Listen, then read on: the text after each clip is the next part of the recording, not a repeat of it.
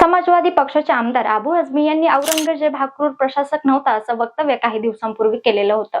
त्यांच्या या वक्तव्यानंतर अनेकांनी टीकेची झोड उठवलेली होती. भाजपा व शिवसेना शिंदे आमदारांनी विधानसभेत या वक्तव्यावरून गोंधळ घातला. अबू आझमी यांनी माफी मागावी अशी मागणी देखील केली गेली. आता या प्रकरणी अबू आझमी यांना निलंबित करण्यात आलेला आहे. त्यांच्या निलंबनाचा प्रस्ताव भाजपा आमदार आणि मंत्री चंद्रकांत पाटील यांनी मांडला. त्यानंतर अबू आझमी यांचं अधिवेशन संपेपर्यंत निलंबन हे करण्यात आलं.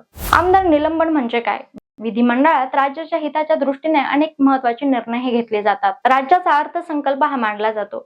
अशा विधिमंडळाला एक प्रतिष्ठा आहे. त्यामुळे राज्यघटनेत या संबंधित वेगळे नियम हे करून देण्यात आलेले आहेत. या नियमांतर्गत विधानसभेचे अध्यक्ष किंवा विधान परिषदेचे सभापती या दोघांना देखील विशेष अधिकार हे बहाल करण्यात आलेले आहे.